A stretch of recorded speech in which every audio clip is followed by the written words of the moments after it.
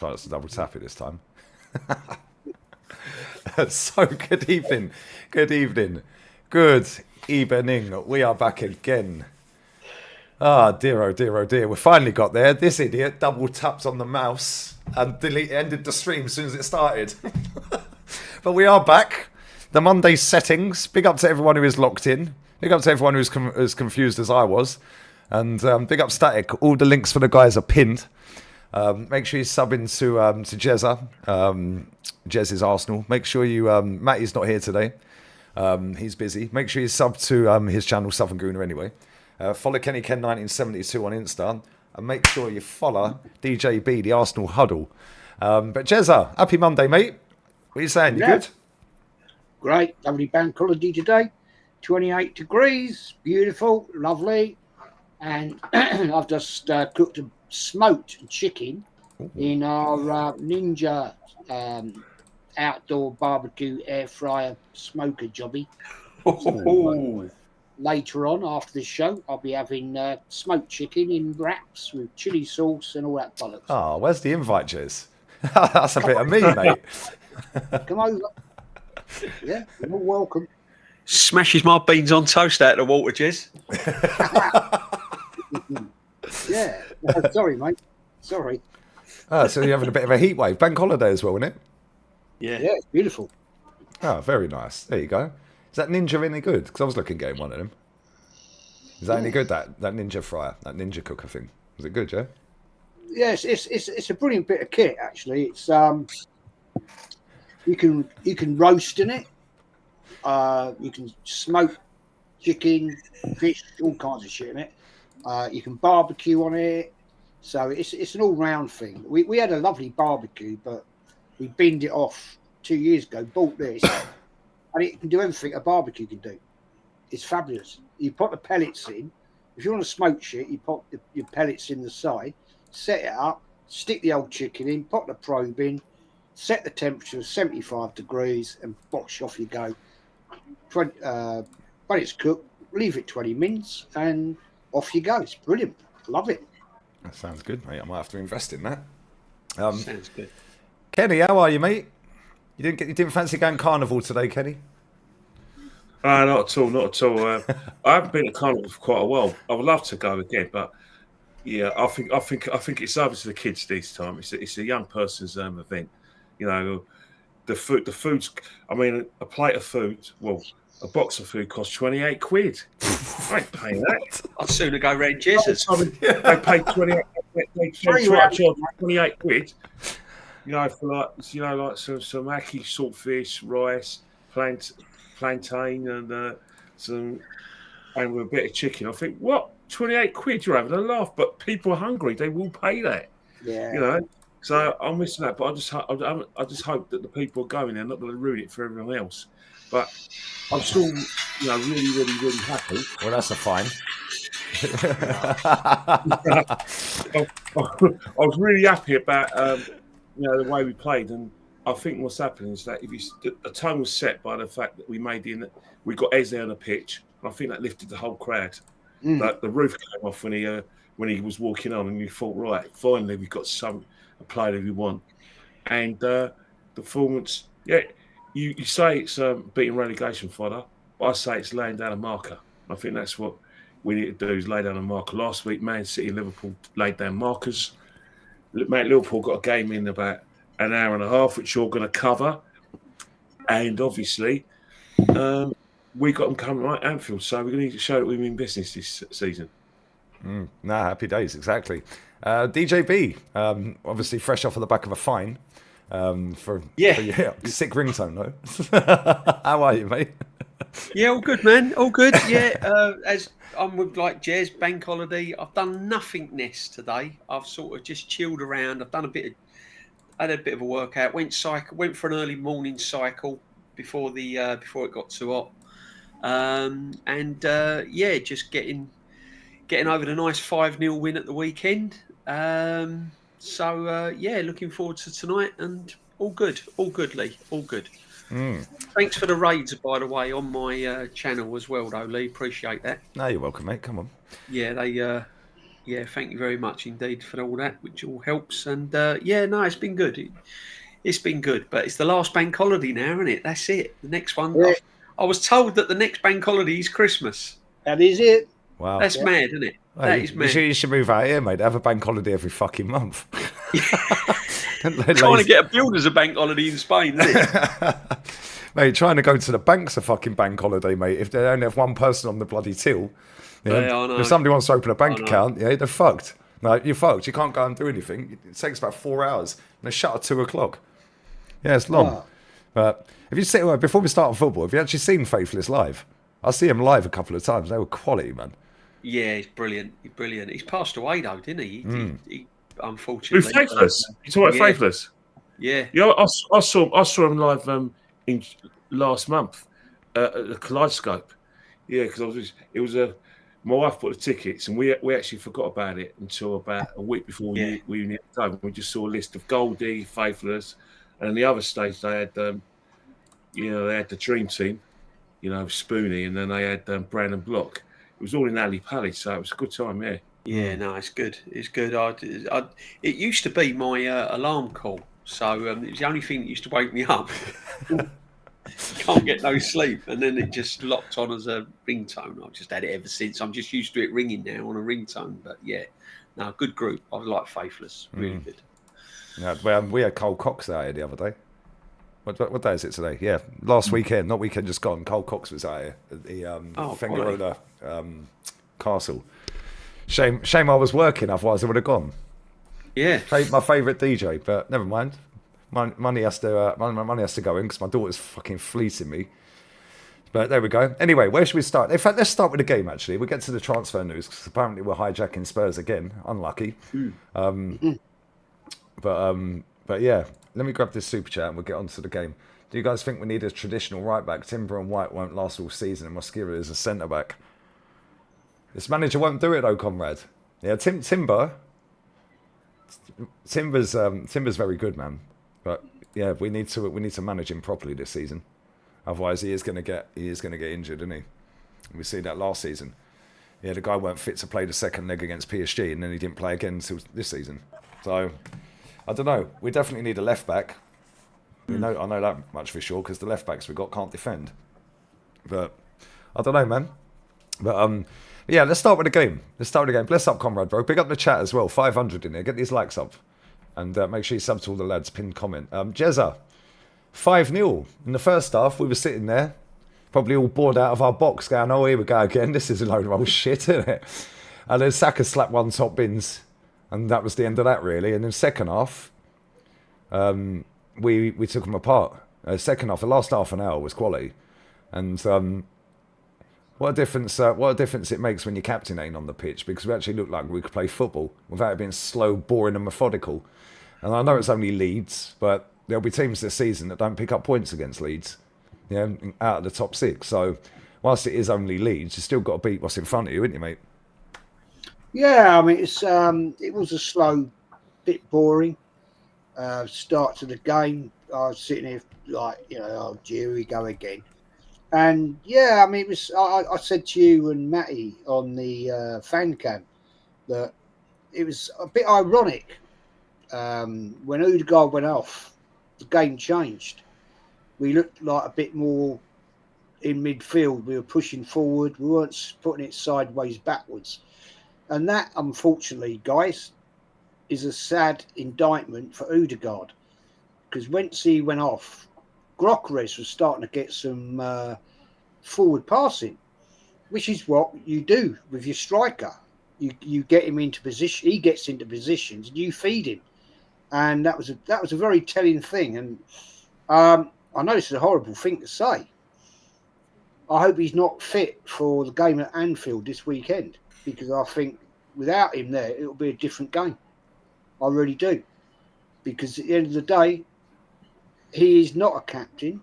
He is not the player. I know a lot of people come out with, oh, he's great, he does this, he does that. I don't see that. I'm missing something here. Because when he went off, Saka got the captain armband. I was surprised at that. Saka, lovely goal. But apparently, hopefully, the injury. Apparently, I've heard today he might be out for 3 weeks. Well, we've got an international break coming up, Kenny. You know, you love it. I hate it, but that's how the game goes. But as you say, you know, you got to beat what's in front of you. And yes, it's Leeds United. They've just recently been promoted. They didn't bring much to the party. Let's be honest. Raya could have sat in the deck chair, you know, admiring the Emirates and just looking around. But Leeds United will get better. They'll settle down. You've got to, at the end of the day, take what's in front of you. And to score 5 goals, that's 6-0 on aggregate for Arsenal. I'll take it. I'll take a 3 point as well.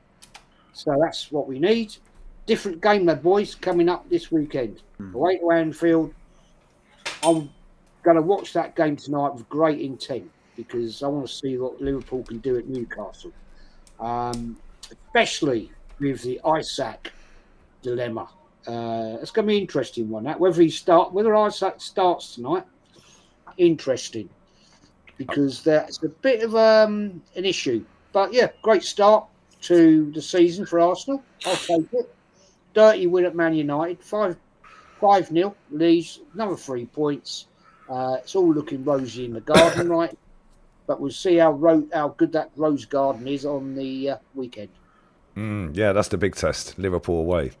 But yeah, bang these likes up as well, guys. I forgot La Liga was on. I'm going to get that game on. But yeah, big up to everyone locked in. But let me just grab these 2 super chats real quick before they go off the screen, if I can, and then we'll get on to Kenny. But big up to Mr. Gene. I'm honestly open to our transfer policy being let's screw over Spurs. Big up to the club. Now we just need to bin the gaffer. Bosh. Yeah, if we sign this player, we'll get to that in a minute. I think that's going to be about 300 mil or more we've done. Crazy, isn't it? Sad Saka's career could end early. Hamstring again, says Mr. Perfecto. What a name. But yeah, man, that's not looking good, man. 2 games in, Kenny, and he's out for about 4 weeks by the looks of it. Captain's out. 29's out. Ben White's out. Norgard's out. 5 injuries inside 2 weeks. But we did get the win. Nice to see our striker off the mark. Nice to see he watches our videos. And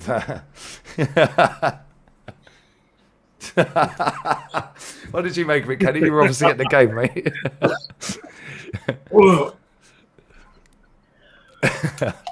I was laughing so much.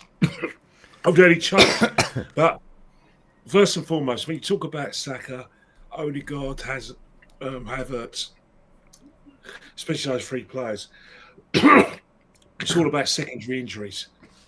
But I think that's what happens is that all 2 of those players had surgery. And especially with Bukayo Saka, the way he plays, the twisting and turning, high velocity, you know, he has to change the pace of how he runs because of the fact he plays in attacking positions. It's always going to be kind of a hassle. Like I said, the situation can happen again. Havertz, obviously, he had surgery as well, so he's done his knee.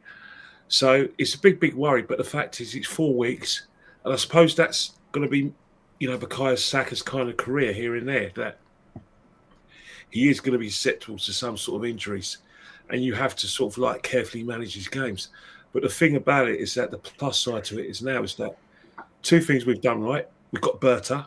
I still call him open goal Berta, but the most important thing as well is that we've finally proven what we've suspected all the time, is that we do have a lot of dough. We have serious money. Out of all the clubs in the sort of top 6, we're probably the most cash-rich club out there. So we're finally using this money. We're finally getting a squad. I heard that last year me and DJB were on a show, and DJB said it was a rebuild, and a certain content creator said, how can you say it's not a rebuild? Well, we bought 6 or 7 players, and we've managed to sort of like marginalise and jettison a few players out of that squad. So I call it kind of a rebuild, you know, to the extent that it's a rebuild in the sense that we can actually change the way we've played. But talking about the match itself, as Jez says, you beat what's in front of you, but there's a manner in how you beat them. You know, and how you didn't labour to victory. Yeah, the first 20 minutes was laborious. We scored, and then it became laborious again. And then Saka scored. Second half, the tonic to that second half was GLOK14's goal. Very good goal. Very selfish. I thought he was going to pass. I thought, hang on here, we spent nearly £70 million on this guy. Shoot, mate, shoot for God's sake. He shot. And once again, the whole crowd, went up. I had to find a few people because, before the game, I find who did I find? I think I find you, DJ, beat it. No, it wasn't me. You wouldn't get me. I made a £5 out of fines because I basically got a rule that if you're over 40 and I catch you doing a celebration, I'll fine you. So in the end, I fined my mate Mohammed 3 times for doing that. And I said, yeah, that's another £1 for the rest of the season to go to a charity of my choice. And another good mate of mine, Roger, it was £2. And then there was another one, Lee Judges, when we were doing our fan cam with him. He was half doing it, but I said, look, if you attempt it, that's a fine. So I made £6 in fines. But when all around the stadium, the roof ran off. People were doing the signs in front of me. I looked at them and said, yeah, you're all right. You're 20, you're 9, you're 6, you're 7, you're 50.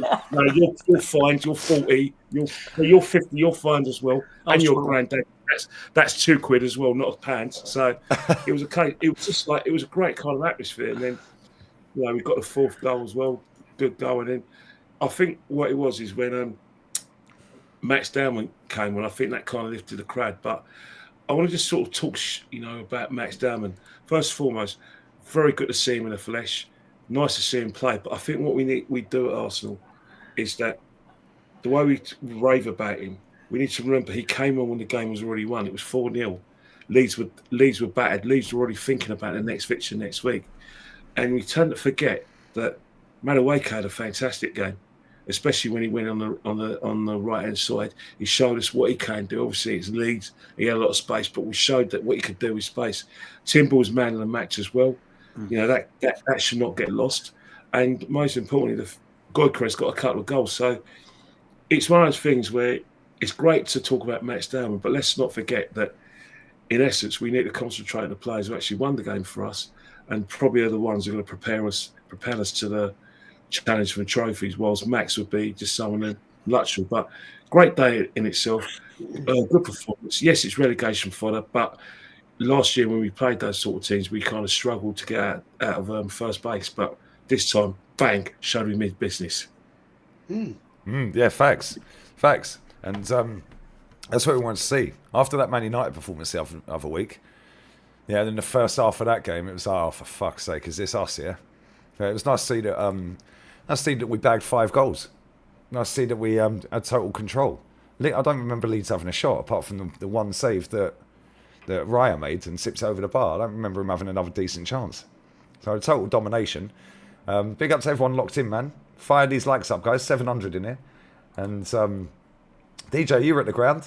You stumbled across somebody that fell asleep in the first half. Yeah. Was it that bad? Was it?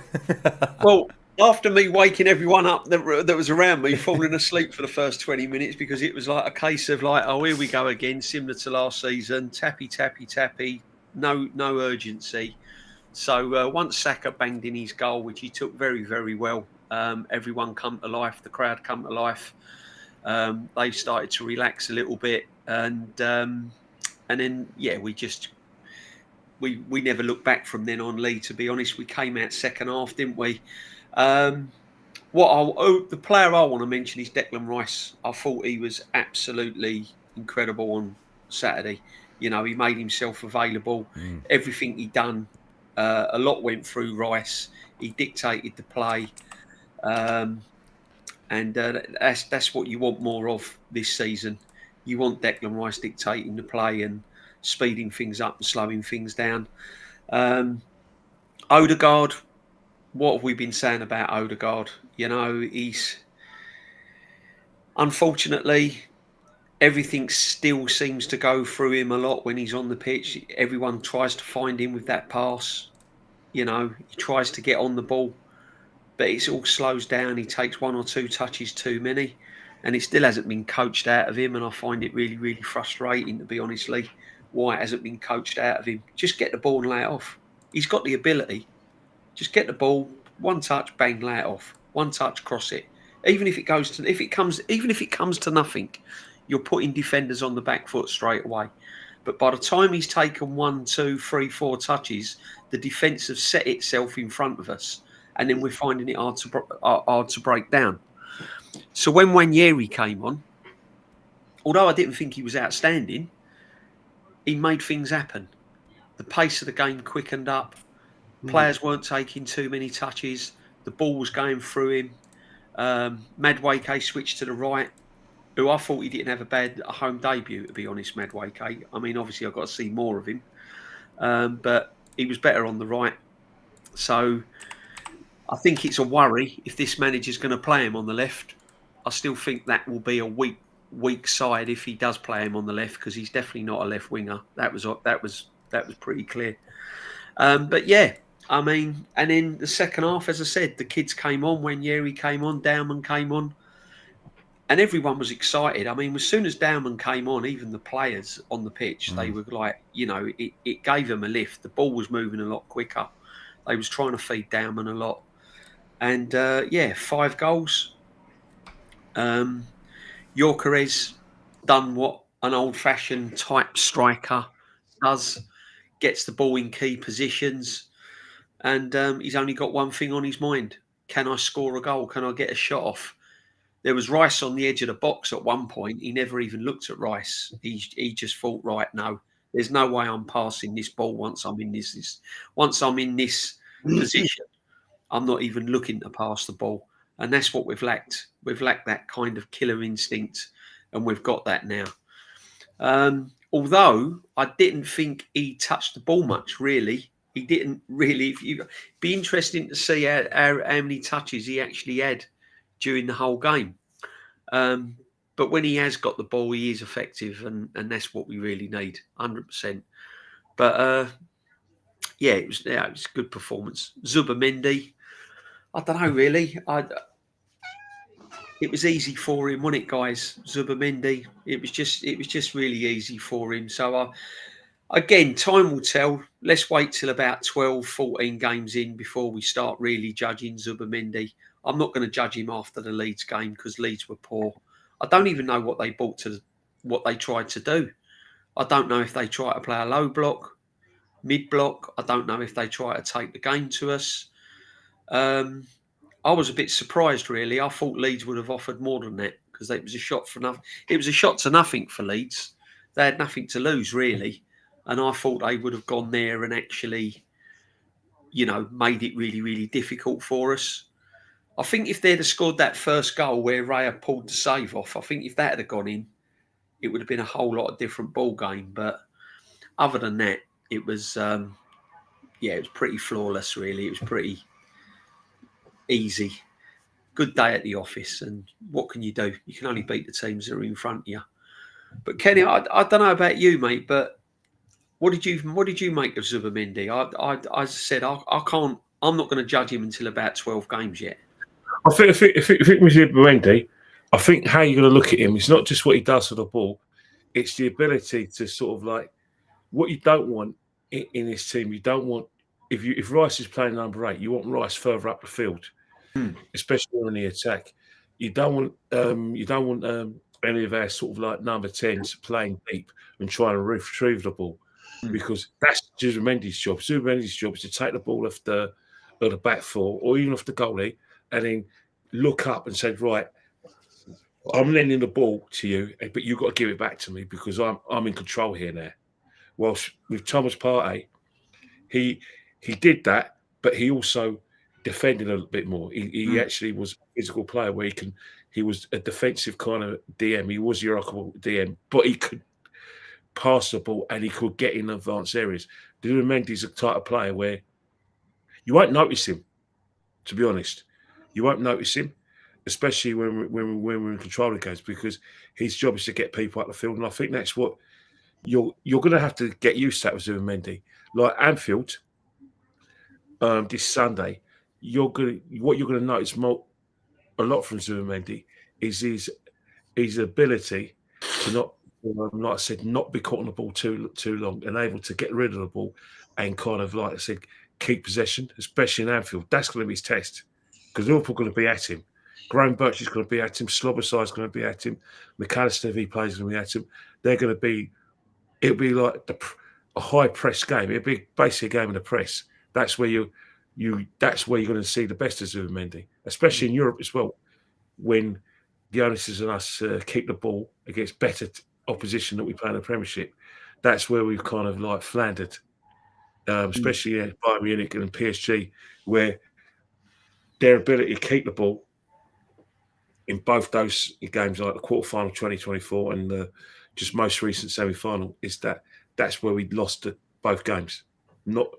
It wasn't a bit of luck. Both teams dominated midfield, so that's where you're going to see the best of Zubimendi. He ain't going to score many goals for you.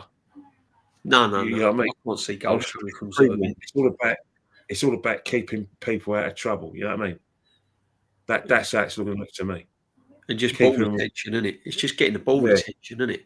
That's it. Ball retention, lending the ball, give it back to him. Give the ball back to him. He lends you the ball, you give it back to him.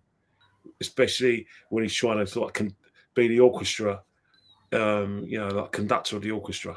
I was impressed with Gyökeres, though, Jez, weren't you? Isn't it nice to see like an old-fashioned centre forward? Yeah. I mean, he reminds me of like Shearer and Mark Hughes type player. Do you know what I mean? That bullyish player, isn't it? It's refreshing, isn't it? We had to work for that goal. Yeah. His first goal. He had to work for that. And like Kenny just said, it was when he got the ball, I was like, shoot. Do you remember years ago at the games, you'd go, shoot. Yeah. You know what I mean? And it was like, go on, mate, shoot, go. You're in position. And he shot. And it was like, well, the goalkeeper didn't have a clue on that one. And I thought, yes, this is what we need. This is the player we've been waiting for now. For what? How long? 4 years? 3 years? Yes. You know, someone's going to take the defence on, run at them, not be scared. I mean, he's you boys were there, right? You saw him live. I didn't. He looks like he's a bit of a physical sort of boy. And, I thought, yes, this is what we need now. This could get us further up and over the line. Whether Arteta continues to allow that, well, we don't know. We'll see that, won't we? But the thing is, what he did, he changed the game when he did that. And you can see the intensity. The whole team was up for it. Yes, I know people have said to me, oh, Jez, it's only Leeds. Doesn't matter. We need a player like that come this weekend.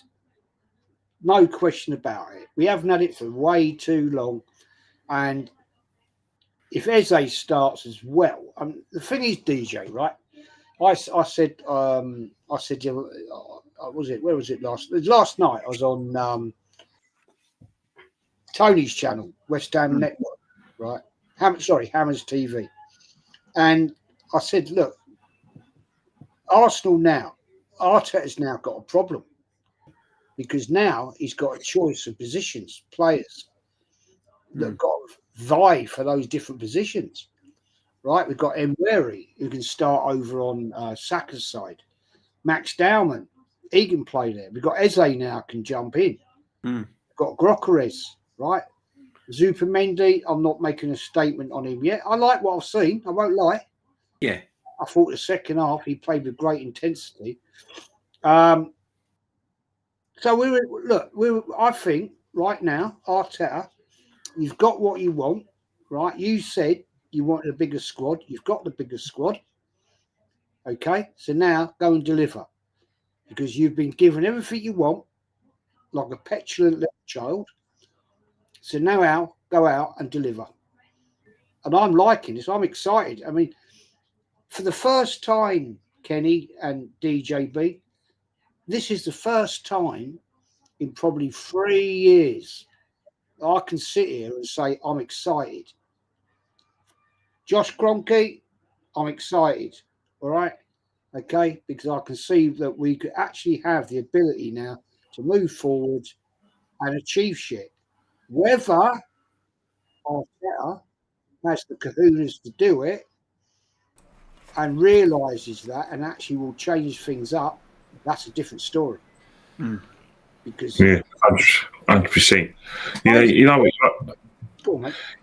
You're 100% right, because I think what the situation is that one of the things is that there's no excuse that we can't use injuries as an excuse, because we spent £300 million on players.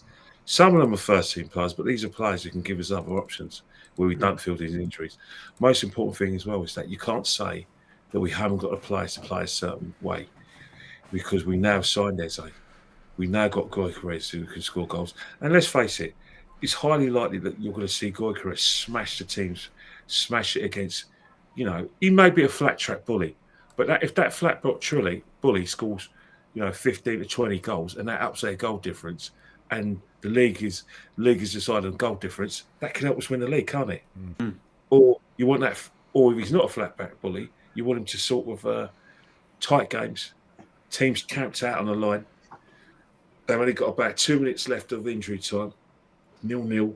We need those 3 points in order to, to get that top of the table over City or Liverpool or both, or even City, and then we think we're all, our heads are all in the hands, and then all of a sudden he pops up with a goal. That's how we're going to know whether it's been a success or not. But the fact is we can actually dream of that now.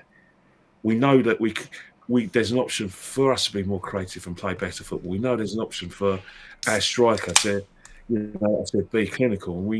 And we know that if Mick Arteta was a ruthless manager, there's no one who's comfortable in their place. The thing that we're really happy about, players who are 50% fit don't have to play now.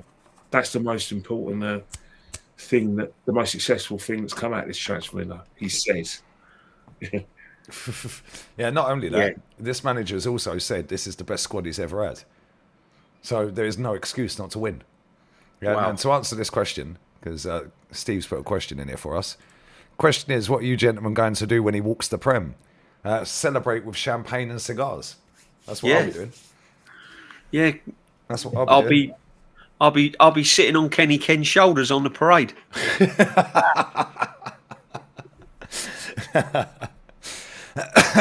It's funny. No, listen. It's funny, listen. At the end of the day, he's got to now go and prove us wrong.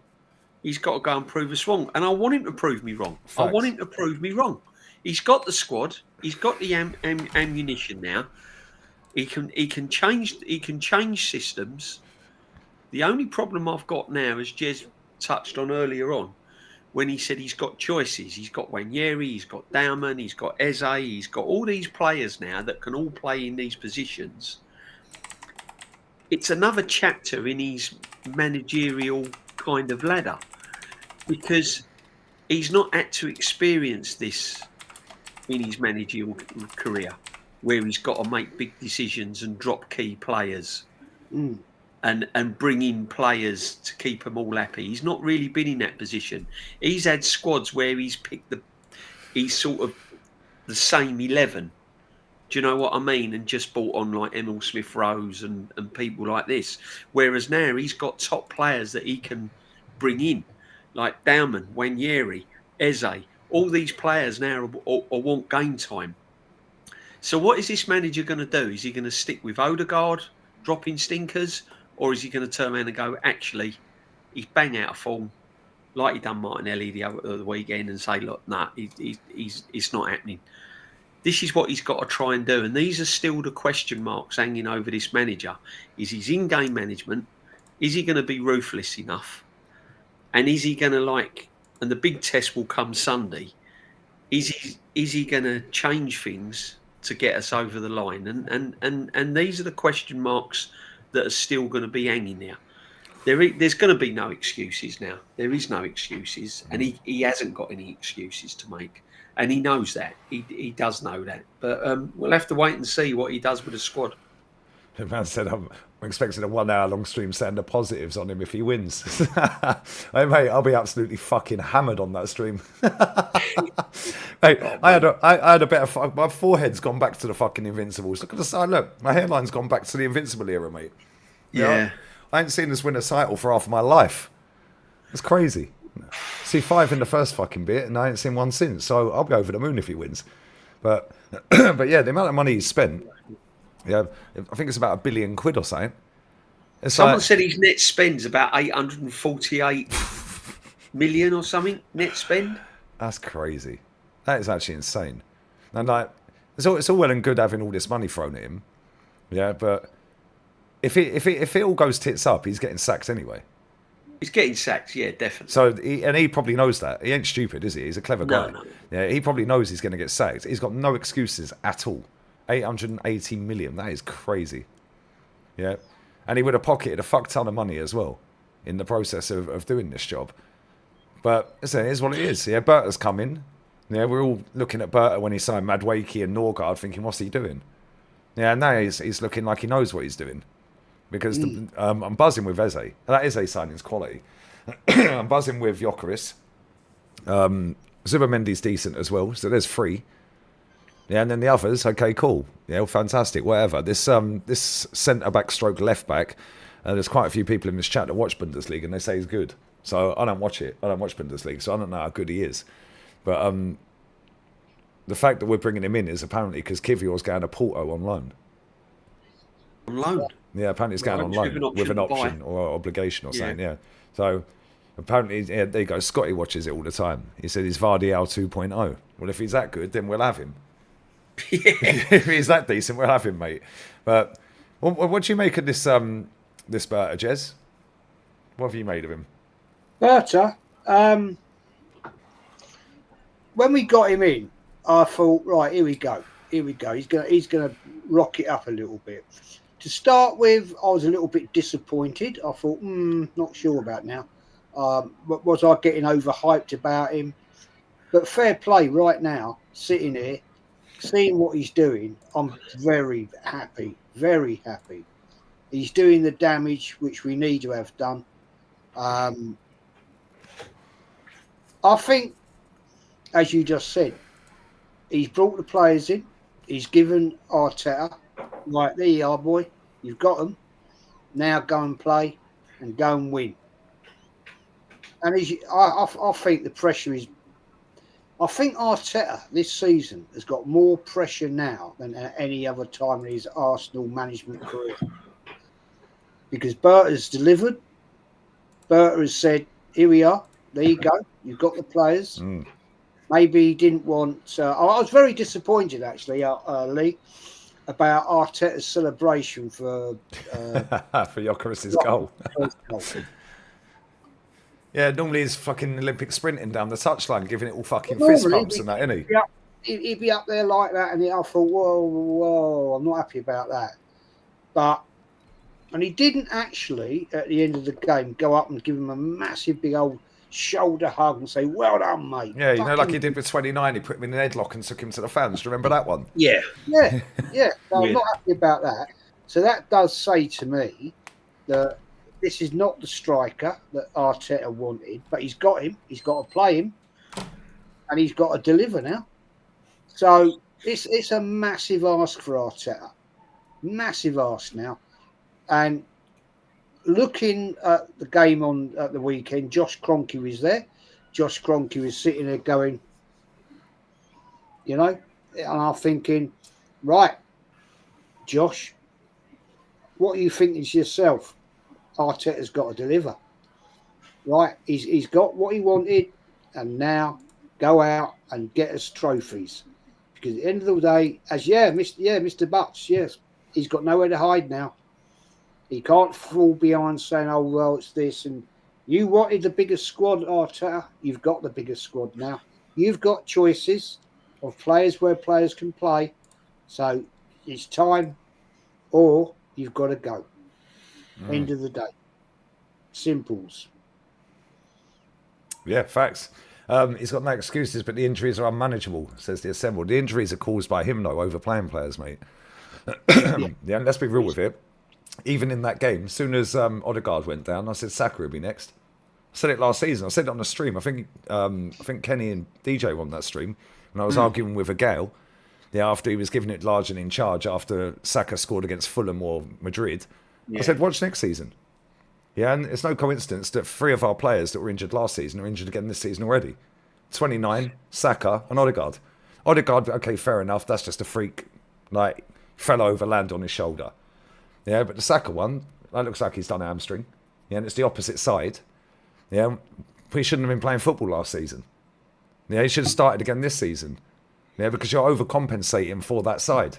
So you're going to do an injury on the opposite side. You might even do a recurring injury. Yeah, you might pull a groin. You might do an ankle, an MCL, ACL, whatever it may be.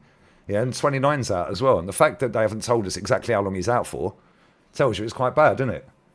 Because this club would love to come out and tell us fucking great news. So, go on, Jezza. Sorry, mate. No, I was just going to add into that. There's no excuse now. Saka, if it's a strain on his left hamstring, Arteta's got no excuse now not to rest him up until at least October. He's got no excuse. He's got players he can bring in now, right, that have proven themselves. Maybe not the levels of Saka, but they can play. Enquiries, Max Dowman, they can jump in there, alternate throughout the game. Martinelli can play there. Martinelli can play there. Matty UK could go there. Reece Nelson. But the thing is, this manager has a problem now, because if Saka is out for this injury for 3 weeks, a month, make it 2 months. Let him get fully rested. Send him out to Saudi Arabia, right, for some warm weather rehabilitation. But he won't, because he's star boy.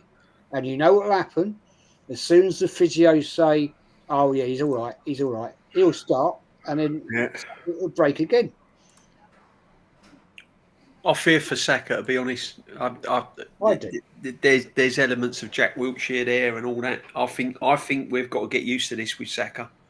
I think this is only the beginning. I hope it ain't, but I remember he's going to have games for England as well. He's going to be playing international as well. So I think it's a case where we've just got to get used to this. I think you're going to have Saka for sort of half a dozen games, and he's going to go missing for sort of 2 or 3 games. I think this is just going to be normality now for this player, which is a shame, a huge shame. But I'll be very surprised if he comes back after 4 weeks and goes the whole season without breaking down again.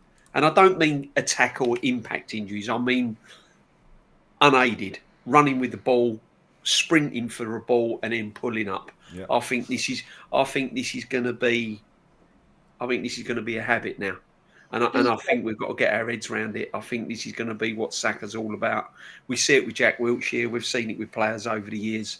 And I think Saka's going to be in that bracket. I hope not. I pray that he's not, because for his sake. But that's how I am with Saka, because that ad, what we've been saying all last season, we were saying it, wasn't we? Yeah. We were saying it on the emergency meetings. We were saying it all on the other streams. Get him away from the rest of the season. Get him out warm weather. Wrap him up in cotton wool. Play him 20 minutes here and there in the pre-season friendlies, and we don't want to see Saka till next season. And what happened? He rolled him out, played against the Fulham, scored a goal on adrenaline, because he really felt that he wanted him because he really thought that he was going to win the Champions League. That's why he wanted him back. And now look at him. He's broken down, and I just think this is how it's going to be with him. I really do. I think he's going to be backwards and forwards, which is a real shame. Can I ask you this one then, right? Regarding the Saka situation, we saw in the Man United game, right? He was jumping out of tackles. Yeah. Right? He didn't want to know.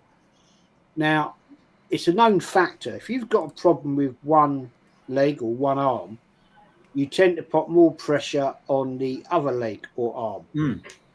Now, it's just my theory. I'm no physiotherapist, right? It's just my theory. He's been, when he pulled up, in that tackle, when he was making that run through against Leeds, he pulled up, maybe because he's putting more on his left on his left side than he is on his right. Because when he had that terrible grade 3 on his right hamstring, maybe now he's putting more effort on his left, and that breaks down. I don't know. It's just something I was thinking about. No, it's true. It's true. Yeah, and Linus says here, players have paid millions to play football. Whilst all this Arteta is to blame for injuries, that's why they're paid the money they are. But the manager has a duty of care to look after the players' welfare. It's as simple as that. Yeah, of course. Yeah, I mean, there was games there where Saka shouldn't have even been in the score sheet. I mean, in the Carabao Cup and things like Coming that. on 3-0 up, and we're bringing him on against Bolton or Preston or whoever it was. Bollocks comment there, Lee, because at the end of the day, you don't run players into the ground. When you've got a player that is worth millions and millions and millions of pounds, right? It's like driving a Ferrari with no fucking oil in the engine. It's going to break. Yeah, you know, you have a duty of care, and this manager, and the manager and the staff have a duty of care to the player to say, well, actually, you're not really fit enough, mate, right now, so therefore, I don't think we should play you. Now, the player, we all know, players want to play. Of course they do. That's their job. But at the end of the day, you can't actually ruin a player's career. We've seen over the years so many players, not just at Arsenal. Yeah, but other clubs as well that are dusted by 26. Yeah, and they're never the same player again. Michael Owen was one of them. Yeah, but the thing is, the reason these players are playing week in, week out, Rooney was another one. Yeah, it's because they're so good, you can't drop them. Yeah, but this is where the manager has to manage him. Yeah, and the thing is, you've got such a big squad now. Yeah, that he has to manage him now. He has to. It doesn't matter if he's considered our best player. It doesn't matter. He should be dropped at times because... sorry, Kenny, I'll let you land, yeah? How many times have we watched Man City with Pep and Erling Haaland's been sat on the bench? Yeah, or Jack Grealish sat on the bench. Yeah, or I don't know, Rodri was sat on the bench the other day. How come he didn't start the game? How come he didn't start? You know, he's fit, he's available. Why didn't he just walk straight back into the team? Because that's what we've been doing. As soon as a player's fit and available, bang, they're in the team again. Yeah, we've seen it with so many players. Yeah, with this manager... Yeah, this manager has just relied on Bukayo Saka to bail him out so many times, yeah, and keep the gimmick going. Well, now we've got so many wingers or players that can play on that wing. Yeah, he's got no excuse. He can drop him now. Yeah, and I'll give you another example. Riyad Mahrez. By the way, he won another trophy at the weekend. Yeah, what phase are they in? What phase is that manager in, by the way? 5 trophies in 4 years of management. 2 different clubs. 6 years younger than Arteta. Anyway... Riyad Mahrez scored a hat-trick against Sheffield United in the Cup semi-final when they done the treble that season. Very next game, he was benched. Now, if Saka got a hat-trick in the Cup semi-final and we benched him, this fan base would fucking riot. Yeah, how many injuries has Riyad Mahrez ever had? Yeah, because he's still playing now and he's 34. Yeah, and he still looks as good as he did when he was fucking 28. You know, why? Because he's been managed properly. Because he's had a manager that's gone, yeah, okay, cool, you're holding bench, I'm playing Bernardo on that side today. You're holding bench, I'm playing this player on that side today. Yeah, and you rotate your squad, and this is what you're supposed to do. Yeah, there's no coincidence that the teams that go and win 3 trophies in a season, yeah, are the ones that rotate their team better. It's not rocket science. We see it with Real Madrid. I watch Real Madrid every week. I'm watching Bilbao Vallecano now. Watch this league every week. How many times have Vinny Jr. was on the bench at the weekend? How comes he weren't playing? He's their star boy. Why didn't he play? He came on and scored. But how comes he didn't start the game? Yeah, do you know what I'm saying? They do this. The teams that go on and win the major honours on a consistent basis are the ones that rotate better. And they manage their injuries better. Don't just rush players back in. Sorry, Kenny. I'll let you go, mate. Sorry, mate. No, I think what it is that Arsenal haven't got that excuse, but it's up to the manager to actually trust these players, have these options. Because sometimes when you have a new toy, it doesn't mean you know how to use it properly. He's got a few new toys as well. But I think when you hear that comment about they're millionaires and buy a thing, these are the same people that are crying their eyes out when Ericsson had a cardiac arrest for Denmark against Finland, 4 years ago. When every man and his dog knew the reason why he was susceptible to that sort of thing wasn't because of an unknown heart condition. It was because of too much football. Whether people like it or not, we're going to see a death one day. and then we're going to be all going, oh, We already have. We have multiple times, Kenny. Yeah, and that's what we have. Yeah, but it's going to be a big name this time. But it doesn't even have to be a big name. With the amount of games we play, and we're going to see a death. But it's not actually, fans' fault for the demand. It's players who want more money. You know what I mean? Everyone talks about the COVID vaccine and blah, blah. People were dying on football pitches before coronavirus, mate. All this conspiracy theory about the COVID vaccine is lazy. It's lazy. It's silly. It's like, sorry, a kid dies. Oh, he died because of the jab. Or a bloke has an heart attack because of the jab. Come on, mate. Do better. Do better. I prefer not to speak. I prefer not to speak. We all got your opinions, man. This is a serious issue about player safety and about the fact that last year, all of us in unison were saying, be careful with Saka, be careful with Saka. And then the good old Arsenal fans were thinking that we didn't want Saka to play because we wanted Arsenal to lose. Well, second game in, he's had an injury. And we know that he's going to continue to have injuries because we've got to worry about secondary injuries. We're probably going to have to worry about that with Odegaard. And we've seen that with Havertz. The fact is, you're right. The teams that can rotate the players are the ones that win trophies. If you don't think I'm, like I said, telling the truth, look at Spurs under Poch. He never changed that team. And what happened? But after the Champions League final, that team burnt out. Thankfully, we got Berta, and we don't have to go through that because he has given us, new options. I think, had it not been for injuries, who knows? We'd probably be doing the same things we're doing, this season, overplaying players. I think that this transfer, position we are in now in terms of this transfer policy and getting loads of bodies in is because of the injuries. Yeah, no, facts. I mean, the thing is with Saka as well. Now he has now got choices. I mean, there are games now where he cannot include him into the game. There's certain games that we can play teams at home where we can sort of, perhaps bring him on in the second half and start Madueke on the right or start Dowman or, he's got options now to kind of limit the amount of games he plays until he's fully fit. Because I'd rather see Saka up against the likes of Man City, Man United, Spurs, and all of them sort of teams, rather than playing against, no disrespect to Sunderland and teams like that at home. I'm pretty sure we've got a strong enough squad to entertain some of the teams in that Premier League without Saka being involved. Yeah, and that's not Sunderland, definitely.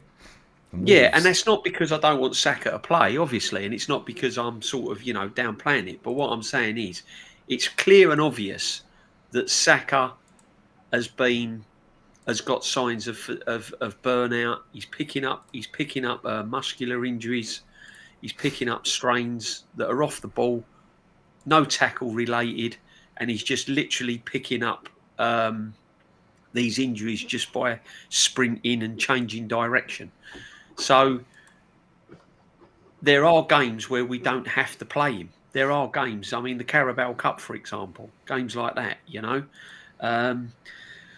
So I think we've got a good enough 11 now, whereas we didn't in the past. And that's why he had to keep playing him, because we just basically didn't have anyone. And that was down to, the horrendous transfer windows under this manager in previous years. Hence, that's why we didn't have the squad. And as Kenny rightly said, Bert has come through the door. He's improved the squad. So we have got options now not to play Saka in certain games. And that's what we're going to need to do. Otherwise, he's just going to keep breaking down. He'll come back from England duty. He'll train with England. He'll play for England. And then he'll come straight into a Premiership game.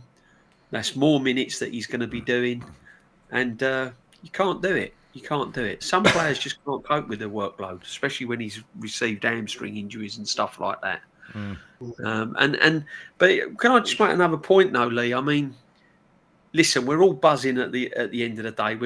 We've come away with a scruffy 3 points at Man United. Less said about that game, the better, because the performance was dire. We've scored 5 goals Saturday, but my still main concern, Lee, I don't know about the rest of the panel, is we still haven't got a backup striker. I mean, if you're Jesus is back. Apparently he's lighter than ever. Oh, right. His bank balance fucking ain't. His bank balance is as heavy as it's ever been, mate. But was Jesus a prolific goal scorer before he got injured? I mean, this is what I'm saying. Well, he told us that his main job ain't goal scoring, mate. He said it's not his forte. Yeah, so, I mean, it's a worry for me. I mean, you know, we're all excited about enquiries, which is absolutely fantastic, and long may it continue. However, there are going to be a time when enquiries is not going to be available to play for some reason or another. It could be a suspension, it could be a slight injury. We don't know, and that's the concern for me. You know, he's in the market now for another defender that we're touching on. That he's going to buy another defender, but I still think the left side's a problem, and I still think we haven't got a backup striker if anything happens to enquiries.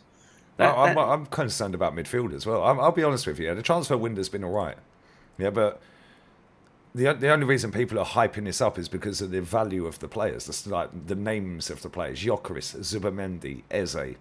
You know, and the value of the fee. Yeah, because let's not take the piss here. Right? None of our left backs are any good. No. Not at left back. Yeah, Calafiori ain't a left back. Yeah. Skelly ain't a left back. No. Yeah, yes, they've looked good in certain games since they've played in them positions and so on and so forth, yeah. However, consistently over a course of a season, that ain't a good enough pair to play at left back. Which is why we're probably looking at this guy from Leverkusen to bring him in. But again, how many more fucking left backs does he need when the best one's now fucked off back to Celtic for free? Yeah. Yeah, do you know what I'm saying? Right, now we've got a striker that he can cross the ball into as well. Right, then the left wing. Well, everybody en masse pretty much wants Martinelli out of this football club. Yeah, so the fan base are pretty much universal with that one. Like, yep, we want him gone. They didn't think Trossard's good enough. So there's 2 of the left wingers. Yeah, and now Madueke can play there. But now Jesus can play there. Yeah, they can play there, but are they any good there? Why don't we get specialists in these positions to play in these positions? And I also think if Zubamendi or Rice go down, yeah, especially Rice, I think we're fucked if Rice gets injured for long term. Because if we're going to go with Mikel Merino or Norgard in midfield next to Zubamendi, game over, mate. Game over. So I feel we need another midfielder. Yeah. So we need like 3 more players for me. And this is why when we sat there with Vigale saying it's a rebuild and he was telling us it's a retool, well, if we go and get this left back, that's 8 players we've signed. We still need 2 more. Well, that's half a squad. So that's a rebuild. It's a rebuild. That's what we've been saying. Exactly. And it's like Declan Rice is going to... Declan Rice looks fucking... In some games, he looks worn out after 20 minutes. He looks absolutely shot to pieces after 20 minutes. And the thing is, I'm sat here with a fractured toe. Yeah, my little toe is fucking killing me still. That's going to take months, if not, may never properly heal. Yeah, now Declan Rice has been playing with a broken toe. Is that properly healed? Probably not. We don't know. I'll tell you the one thing he's amazing at, though. His fucking corner deliveries are a joke, aren't they? Oh, they're brilliant, yeah. Mate, it's unbelievable. The way he puts them on a tee like that, he'll probably score a direct goal from a corner this season at some point. He nearly did the other day. Yeah. Yeah, I reckon he'll bag a goal this season off a corner. Yeah, 100%. I just feel like we need a backup for him, a proper backup, so we can rotate him. But again, I suppose that comes back to the Saka one as well. Yeah, Declan Rice don't need to play every game. We could drop Declan Rice against Burnley. Yeah, we could drop Declan Rice against some of these lower down the table teams, the Brentfords, the Wolves, the teams like that. Yeah, the Man Uniteds.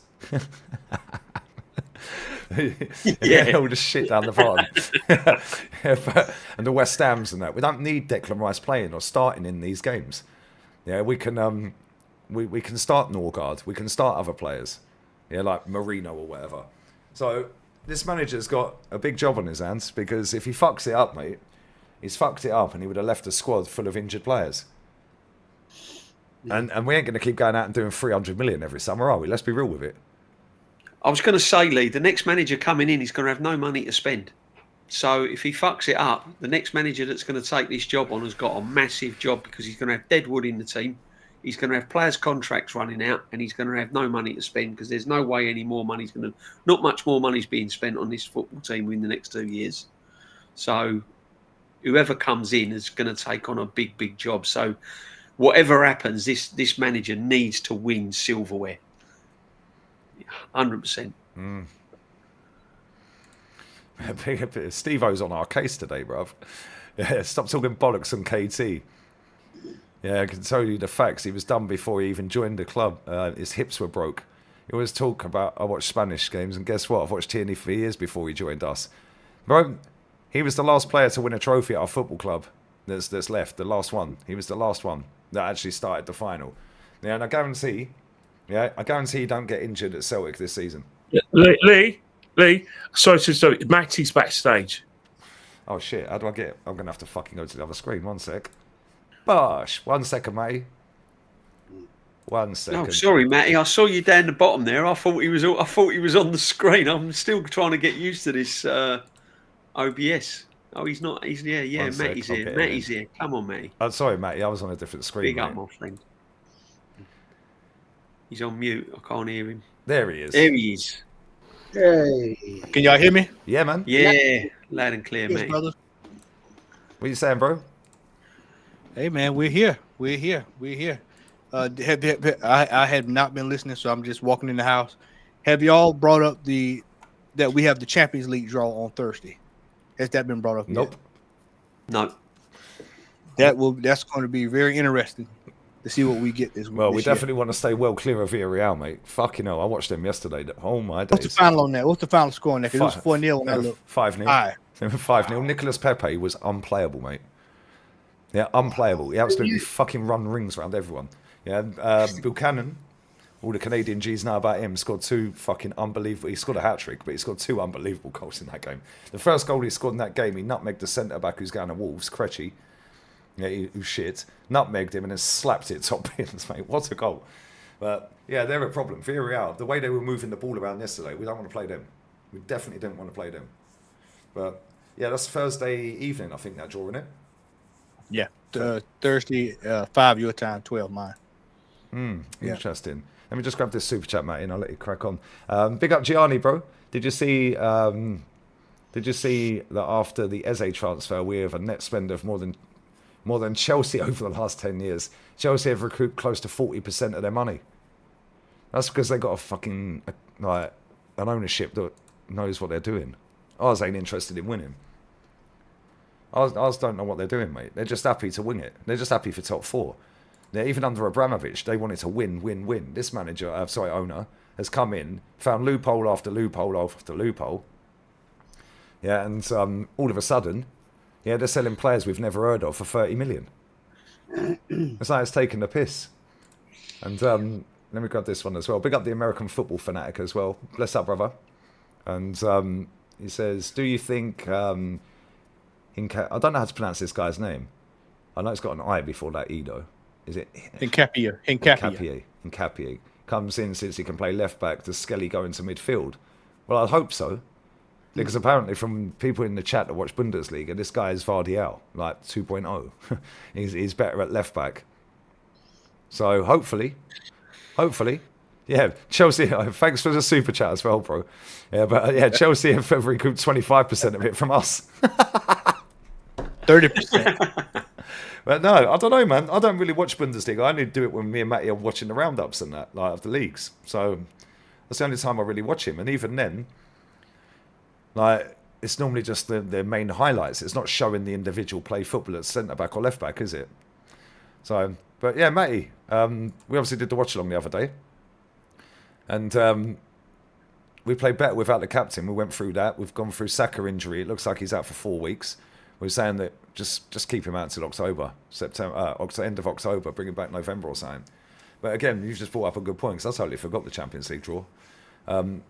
Depends who we get in the first few games of the champs, because he's going to rush him back, isn't he? Of course. Yeah. You've got you're gonna have to contend with that. We've got the couple of games there. Well, he's out 3 to 4 weeks, right? So by the time he comes back, yeah, we'll be in the thick of the Champions League. We'll probably be 2 games in by the time he gets back, because I think Champions League actually starts the first or second week of September, if I'm not mistaken.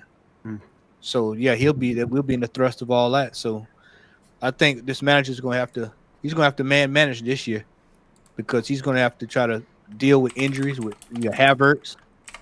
We got him coming back. We got White. Well, White is injured too, right? Ain't Yep, White and injured? Norgard. White is out.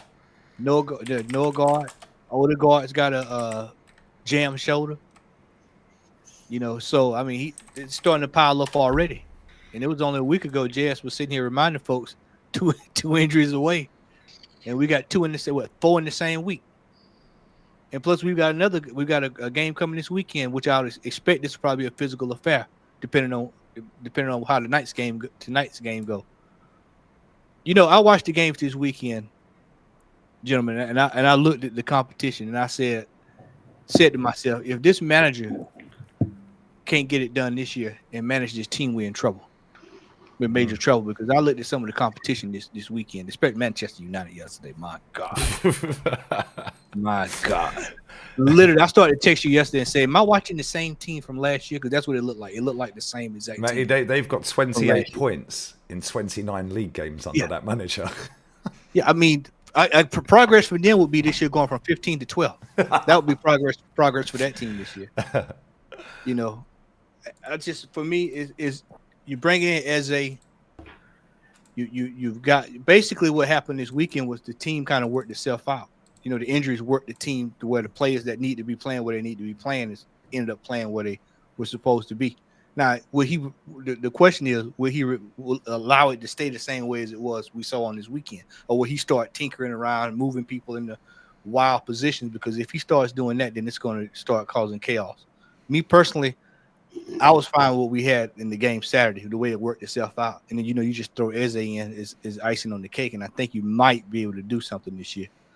But it all just remains to be seen how this manager handles being in these multiple cup competitions again. As soon as we start the Champions League, Carabao Cup's right coming down the pipe soon. And then you got the league position. And this is actually the first time. This is the first time we've been on top of the table in God knows how long. when you think about it, because we didn't lead last year, No. So this is the first time in a while we've been sitting up at the top of the table in I want to almost say a calendar year. So need to make the most of it, man. When you got City dropping points, when you got teams dropping points, that was the one thing we didn't do last year, was capitalize when other teams drop points. Just like tonight, depending on what happens on this. I'm rooting for Newcastle, of course.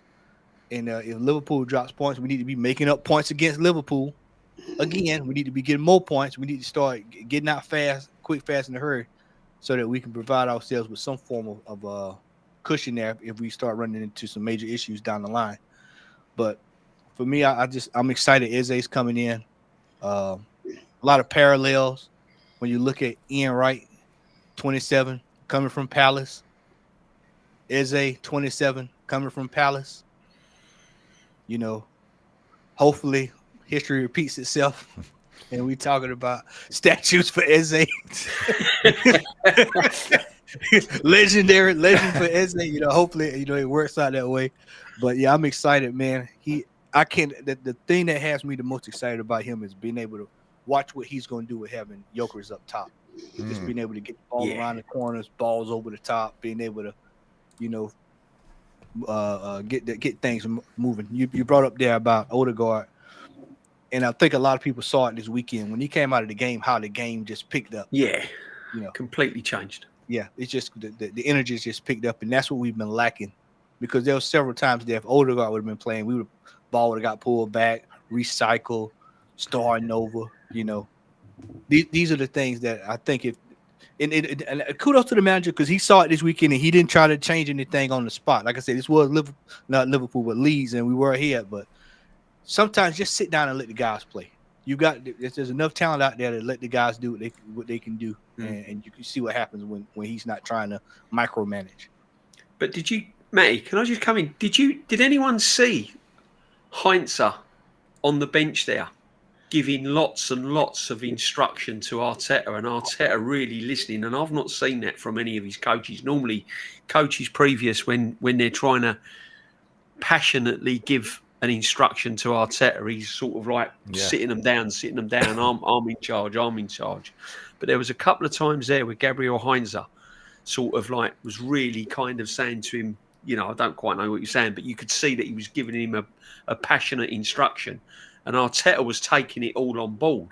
So I'm hoping this guy, because we all said that this guy coming in as a coach as well, is very passionate and he's very kind of hands-on. And I'm hoping that he's going to have an effect from the... Do you know what it is, though, DJ? Yeah? Gabriel Hines played for Alex Ferguson. Hey, you know what it is, Lee? Andy played with Arteta, I think, at PSG, didn't he? Yeah, I think that's a good signing. I'll tell you exactly what it is. Heinz was the head coach for Atlanta United. So I know I saw firsthand. And they ran him out of here. and he had to go learn from that. He had to learn from that. Yeah. I mean the players. Why weren't they trusting the process, mate? Yeah, I mean but he ran the team with an iron fist. Yeah, so yeah, he was brutal. Yeah. So I mean they ran him out of there. But he learned from that. And so I would think that if he took, went away from that job and went somewhere else and learned, I can't remember where he came from before we got him, but he would have learned as a coach. It's about failure. This is why I said that all failure is not bad if you learn from the failure. And so he comes in, he's showing the manager, hey, he may see things that Arteta doesn't see, that he's made that mistake, and he can prevent Arteta from making that mistake before he does it. Which is what exactly, JB, which is what I'm hoping is going on. Whereas Arteta would start, micromanaging. He said, hey, man, just chill. Let him. He's got it.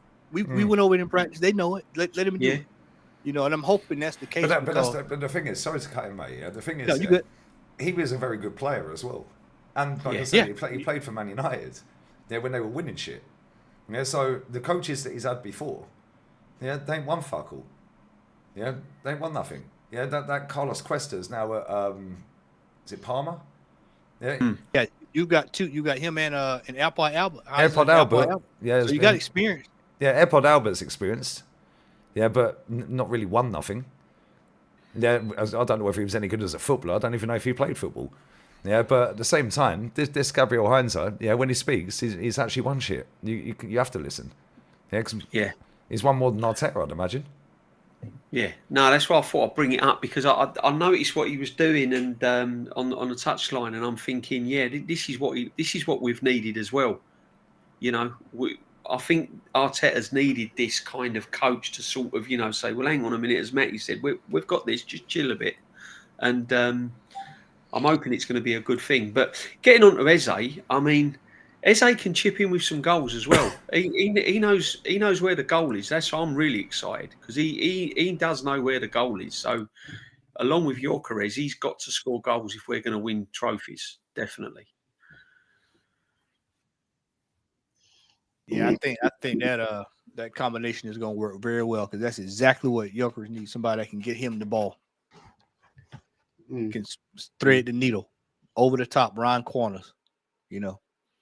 Because we're gonna have to. Saka's out, so you're gonna have to make up the goal differential somewhere. So we shall see. We shall see. Exactly. But I mean, the big test is obviously Sunday, isn't it? As I said, Leeds didn't really. Did we learn a lot from Leeds? I'm not sure. I mean, I don't know. I mean, it was just It was a good day out, and we played really, really well second half, and it was lovely to see. But I think Sunday's going to be the massive test. Massive. Next two games. Well, what is it? Liverpool, then Forest, then City. Yeah. So next then 3 Newcastle. Then Newcastle. Then Newcastle. Yeah. You know what it is that I think with Arsenal is that the reason why we like the Leeds performance itself is because we showed we can play exciting football if we're given space. We've got to be able to now show another aspect, facet of our, dare I say it, tautology, Arsenal, i.e. the teams who are good enough to beat us on their own grounds. Liverpool, Nottingham Forest are capable of frustrating us, although we've got a very good record against them at the Emirates, mashed them, beat them quite comfortably twice, and like the Labour 2-1 win. And Newcastle's the one that we all got to be looking for, because it's one of the things that with or without Hijack, they've just found a way to frustrate us. They've outrun us, really ran us close to midfield. What's Subamendi going to be like when he's got Joe Linton and Guimaraes in his face? You know what I mean? That's the sort of thing you're looking for. Then you're looking at, Nottingham Forest as well. They're going to put men behind the ball. Nuno Espirito Santo's a defensive manager. They're going to be camped out. They've got a bit of pace as well. They've got Wood who just can't stop scoring. How are we going to deal with that low block? And then Liverpool, Anfield, game in itself, isn't it? They're playing. They've got a 12th man. God bless his soul, but he's in the sky. Yeah. Yeah, no, it's going to be massive. We'll get a good assessment of what our strengths and weaknesses are the next couple of weeks. I mean, like you said, the first 2 weeks is kind of, you're getting that out of the way. Glad we got 6 points. I'm just glad we got 6 points right out of the gate. And then, of course, this weekend, Liverpool, Anfield. I can't tell you when me and Lee was trying to figure out when was the last time we won a game there. It's got to be 2011, 2010, somewhere right around in there, 2009, somewhere in that ballpark. But, you go into a hostile environment, and they'll be up for it. Let me tell you, those fans and that team heard what our fans said about them winning the title last year. So they're definitely going to have some bulletin board material to work with on Sunday. But we need to go there and try to get maximum points. Like I said, after that, Forest, Newcastle, then City. And then we'll be able to look and tell just about where we are. And then we'll also know health-wise where we are as well, because I would expect those are going to be some games that we're going to find a lot about our toughness and physicality when it comes to this team. So, sort of like, obviously, it's semi-related to the show, but I'm just looking at the teams for the Newcastle-Liverpool game. Curtis Jones at right back for Liverpool. Conor Bradley's on the bench. That's going to be an interesting one. But if you look at the makeup of both those sides, I'm just looking at the sides now. It's not what we're going to contend with. Liverpool gone with Kirkes at left back. They've got Konate and Van Dijk, Gravenberch, Slobosly, and they've got Virts in the midfield. They've got Gakpo, Salah. They've got Hincapie. That's a bloody strong team, isn't it? Even with that, potentially Hijack. Then look at Newcastle as well. They look strong as well. So this is the sort of like opposition where we're going to be looking at, GLOK14. Can he score at Anfield? Can he score at St James's Park? Can Zubimendi, with those sort of packed midfields, pressing midfields, is he going to be able to be the one? You know what I mean? That's the test. That's where you're going to have a look at us.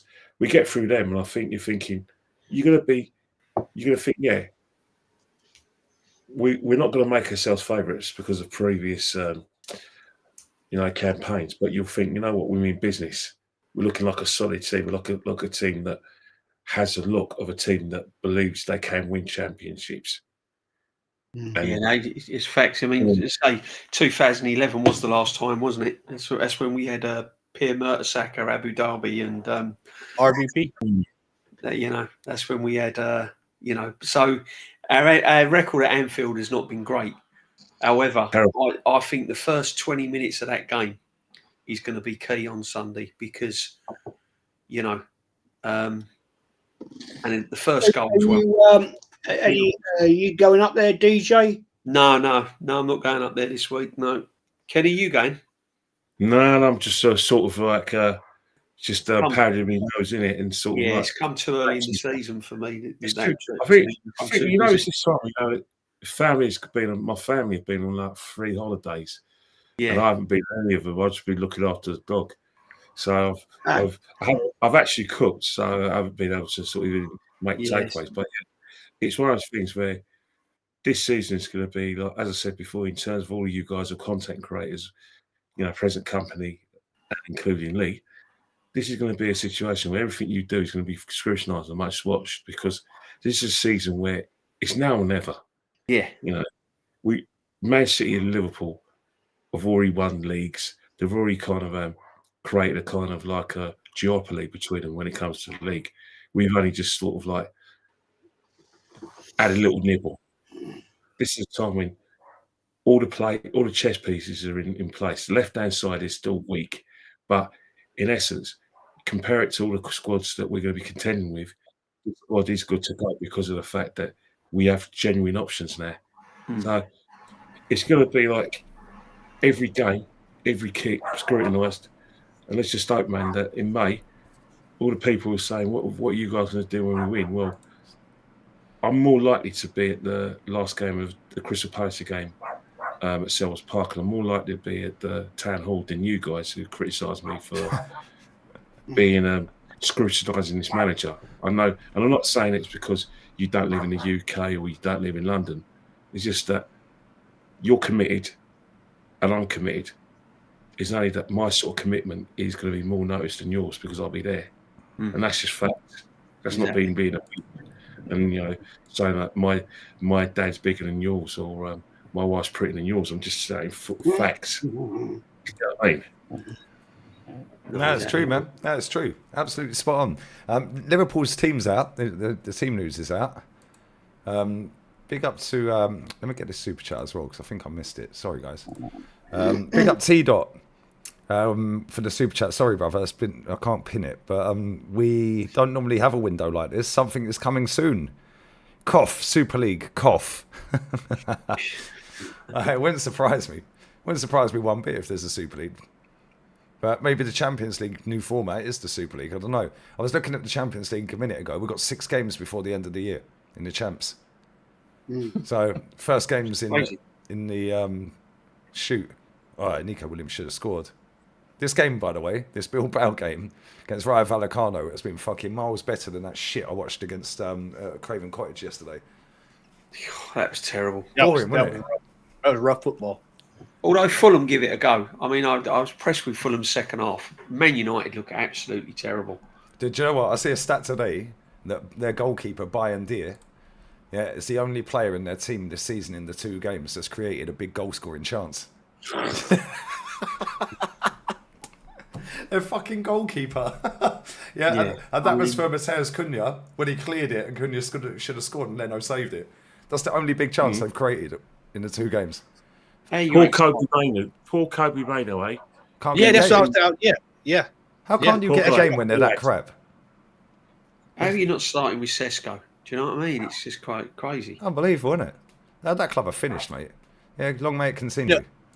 I watched that game yesterday and I thought about what Kenny said a couple of weeks, that football Philistine. And I was watching him, man. I said, this brother has no clue what he's doing.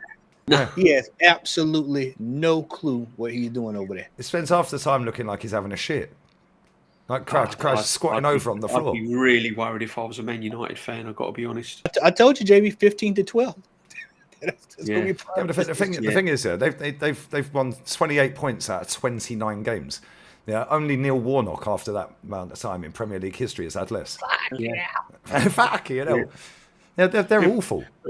But I was right about Tommy Frank. Said he was a good manager. They played well, didn't they? I was right about Tommy Frank. You know, DJB. I hear what you're saying, but I think if you're a Spurs fan, you'll be happy. But the thing about Spurs is that you've seen like over at the second year when these managers are in, that's when all the kerfuffle starts. Yeah. Turning the manager. So you look at how he's playing. He's made Spurs very difficult to beat. There isn't a massive emphasis on flair. Like Spurs are going to be happy with that now because they might get in the top 4, they might get close to winning a trophy. But the next season, they're going to want improvement. They're going to want to see football. Let's not forget though, Big Ange had them. Big Ange had them top after 3 months. Big Ange didn't lose a game in his first 3 months. He had them top. Yeah. So this is Tottenham, man. Daniel Levy's a crook. Yeah, that guy. He knows how to. He's like Mikel Arteta. Yeah, him and Arteta would get on really well. Yeah, because they just keep winging it. Yeah, and he just keeps finessing people. Yeah, changed the manager. Cool. So he brought somebody in. He's a decent coach, but he ain't won nothing. And you sacked a coach that did. It's only going to end up in tears. Lee, he had to sack him. Come on, he had to sack him. The way they finished 17th, where basically it was a case where them and Man United just didn't want to win football matches. They just didn't care. But for me, Kenny, I look at it and go, well, they won the cup, which is the aim of the game. Doesn't mean they stayed up, Yeah, but we didn't win nothing. They won a trophy for the first time in God knows how long. And now they're in the champs. They've sacked the manager, brought a new one in. They ain't even fucking backed him. Yeah, the season started. They ain't backed him. Yeah, but I think from the Spurs fans I'm speaking to, obviously some of them are my cousin and a few friends I grew up with. Believe it or not, in Islington, they go in week in week out, and their staple diet is Premiership football. And what they've seen you know, they were telling me was sackable, and the results were sackable. And I think the Europa League made them happy. They made them dance in the streets. Made them, you know, stand on the, you know, the bus shelters and, you know, create all sorts of danger and crushing. But at the end of the day, you know, we all know what it's like. We won the FA Cup with Arteta. Within a couple of weeks, the Premiership season started. 3 months into that, we were getting beaten at home by Leicester.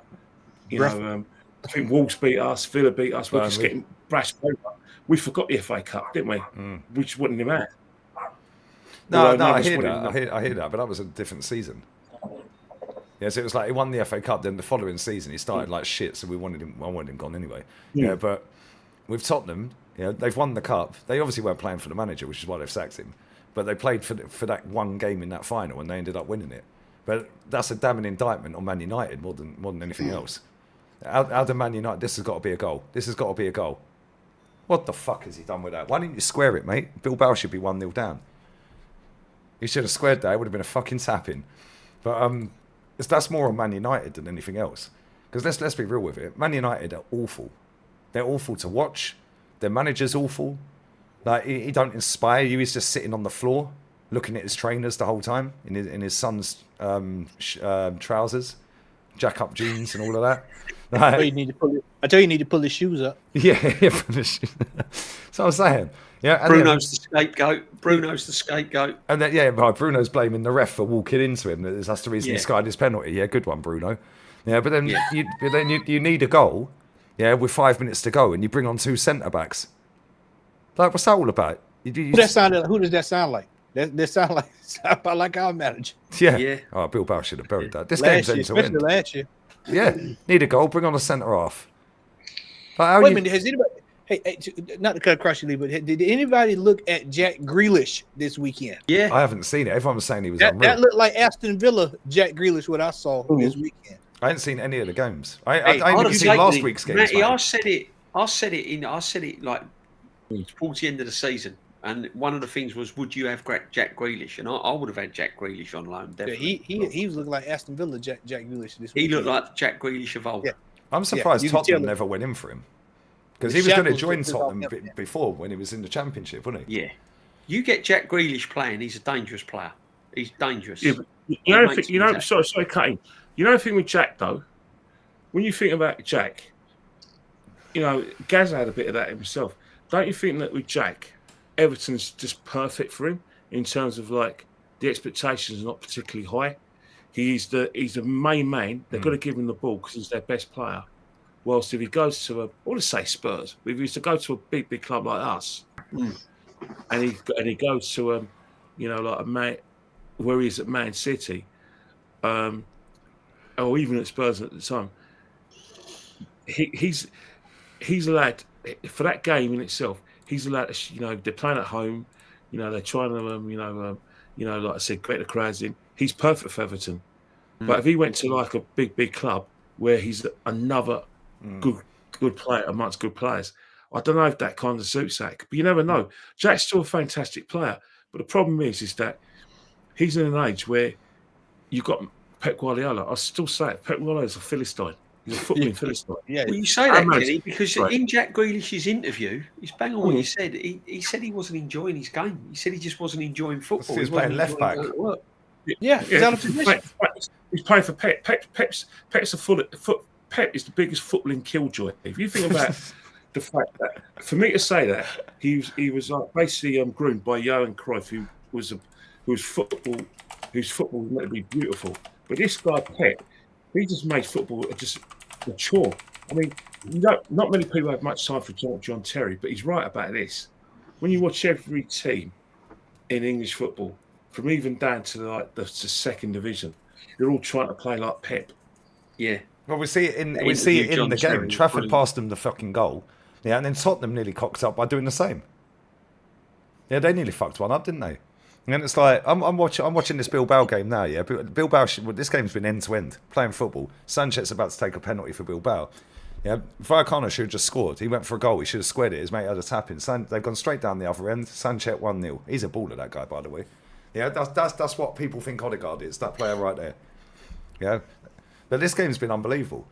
Yeah, when I've been watching, I haven't watched any of the Premier League games from last season, from last week, any of the highlights, apart from the ones I did the streams for. And the same this week.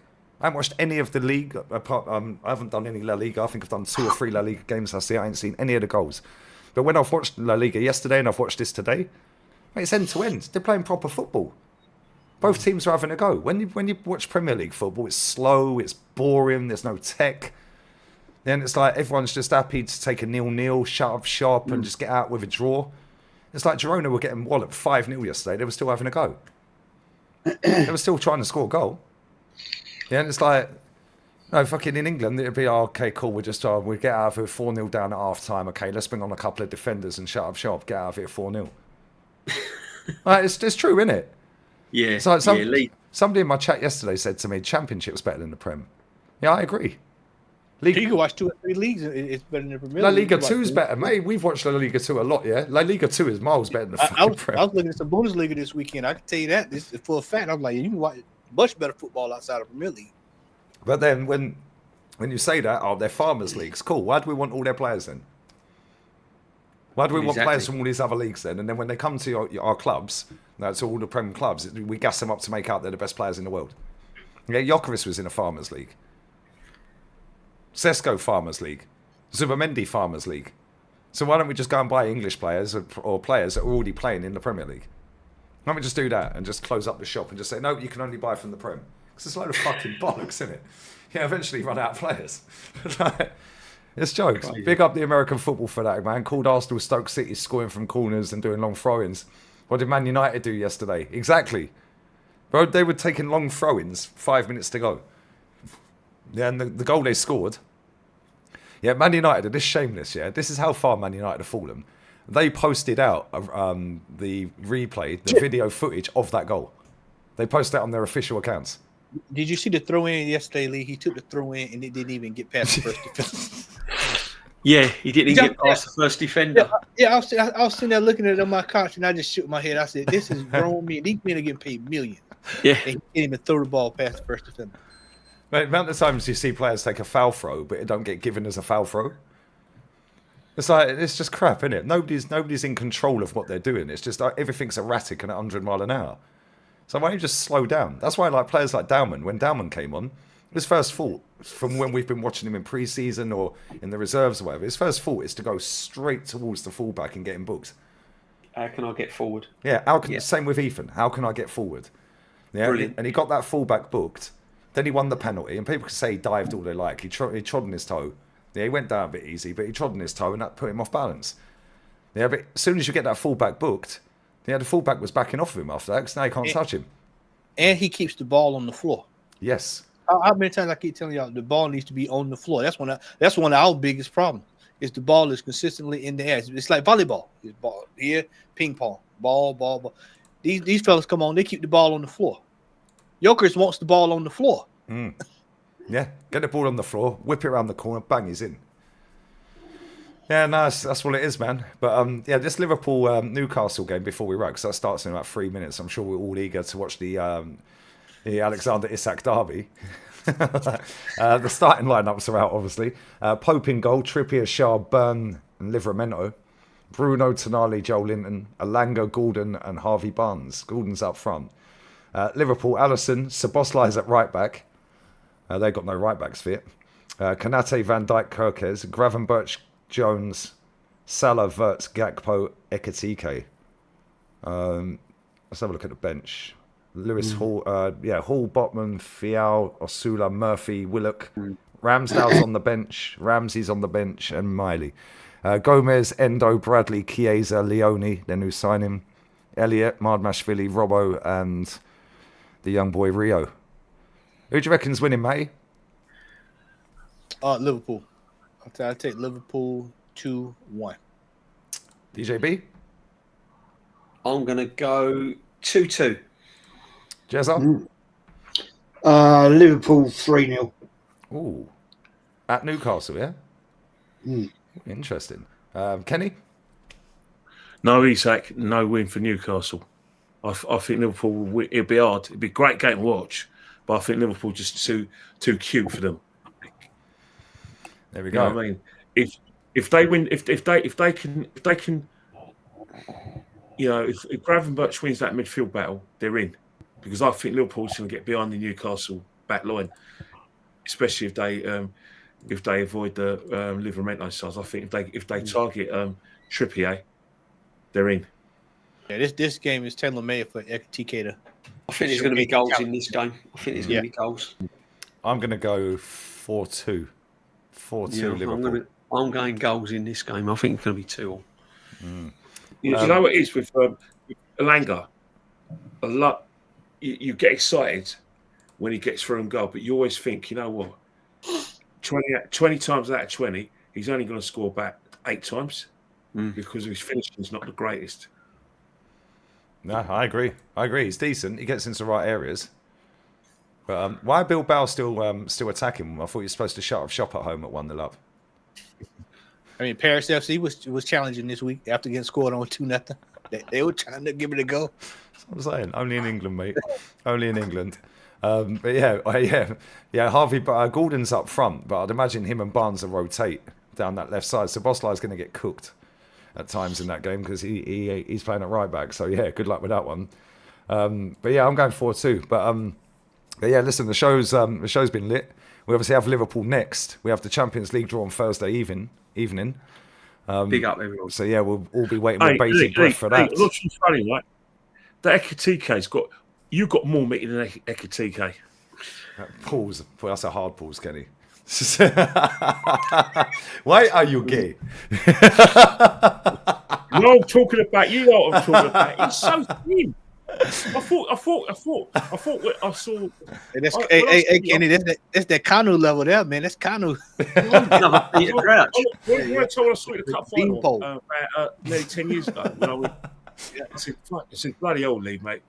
Of course you're league gunner, mate. Look how thin you are. Yeah. He said, I knew I'd recognise them legs. That's you, innit, Lee? I turned around and Kenny was there.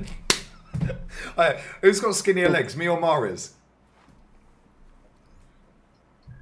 I'm not sure, you know.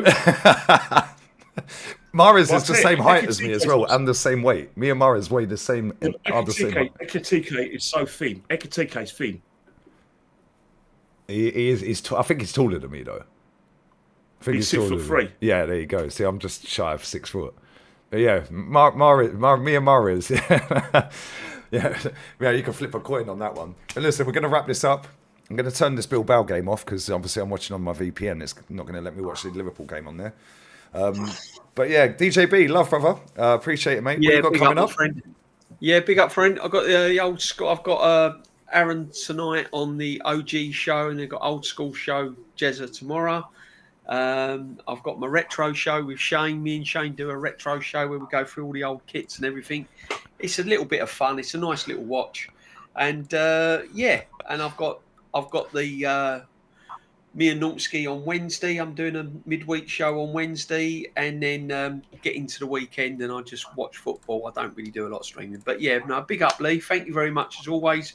Pleasure to be back on a Monday, sharing the screen with Kenny and Jez and Matt, and I love this Monday show, man. It's brilliant. So big up, Lee. Thank you very much indeed, and come on, you Gunners.